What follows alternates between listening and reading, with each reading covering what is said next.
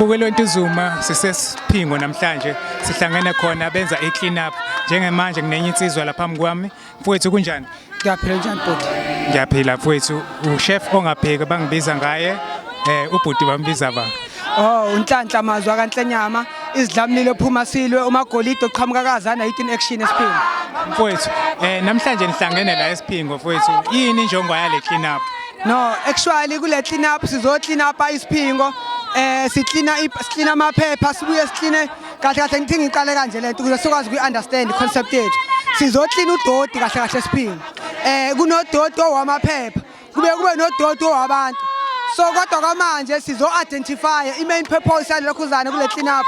Sizo identify indawo ekuyizona ekumele siphinde sibuye sizokwenza i-rate sesibambisane nabaholi bethu namaphoyisa ukuzocleana nakwezinye indawo ngiyacabanga ukuthi lokhu uyabona bayangena kumabhilidi bayangena ezitolo kukhishwa ama-drugs kukhishwa abantu abangana amaphepha nathi nje siyenza lokho kufanayo kodwa kuze sikwazi ukuthi sifike kulela suku kumele siqale kule clean up esiyenzayo manje. Ngiyabona futhi bakhomba ngapha ukuthi bangapha kwethu kuvuka umoya kuvuma umhlwenga futhi uyabakhomba njengamanje futhi isona sidleke sabo lesa mhlawumbe isona izidleke sabo bahleli la baningi la njengobona amaphoyisa aphume kangaka siyaqala ukukhishwa lamaphoyisa amangaka ngoba azovikela bona kahle kahle. So esiphingo sinenkinga yamaphoyisa akhohlakele ukuthi amaphoyisa lawa ahlezi avikela bona than thina. So even izolo emashini ayizolo bahambile bona basuka kulona lebhilidi bayohlasela omunye osuke emashini bamshaya bamlimaza. So sothi masisuka lana sizo action aphe kwakhona futhi siyothola ngoba sike sathi siya ekseni sangabathola kule ndawo bekuthoba kuyona. Bamhlasela lo ohlaselwa ubekephi nendawo ngoba ehlaselwa bam-identify kephi anyway.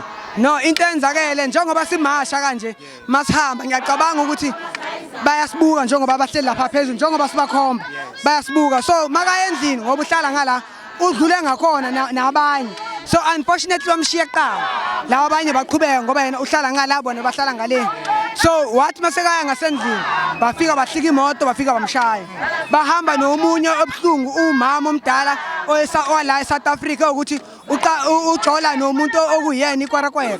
So lo muntu lo une-external beat uthatha abasebenzi bakhe bayohlasela ingane encane ngoba behlaseliwe balimala bayile sesibhedlela noma kwenzekani ngapho? No kwamanje sambile sayombona usisi sakhuluma nomndeni wakhe uyasaba nokuza kuyimashi uyasaba.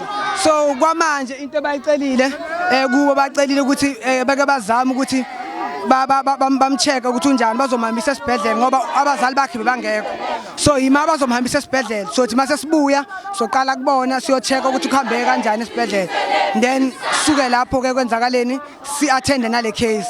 Ubekiwe umhla ka-30 June yini kuwena mfethu ongefisa ukuthi uyibona yenze? Hey I can't wait futhi ngibona ngathi sekude umhla ka-30 ukuya ngami nje ngathi bangashintsha nje bathi kusasa nje ukuya ngami ngoba sesikhathele labantu sicilazekile yilabantu asisho ukuthi bambi bonke kodwa bonke sicela bake basihambele baye ekhaya nathi sineyinkinga sike sizama ukulungisa inkinga esibhekane nazo bake bayobona nabo ngakubo ukuthi bayenza njani. Siyazi ukuthi bathi babalekile kunezimpi nathi ke sekuyaliwe eSouth Africa basukele.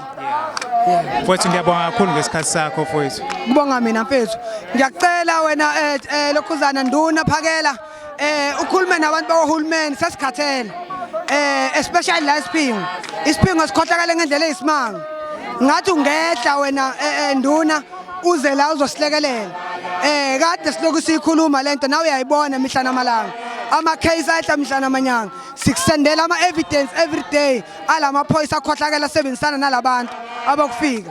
Siyacela nduna sishaya isandla phezulu kwesinye sikuthuma induna ukuthi uze kodwa siyacela siyathemba ukuthi nale 5 million oyicelile ukuthi uyovala ibhoda uhulumeni angakunikeza sisuke la njengamasosha kaZulu siyovala ibhoda sibe silungisa la nasebhoda kube kulungiseka. Siyabonga.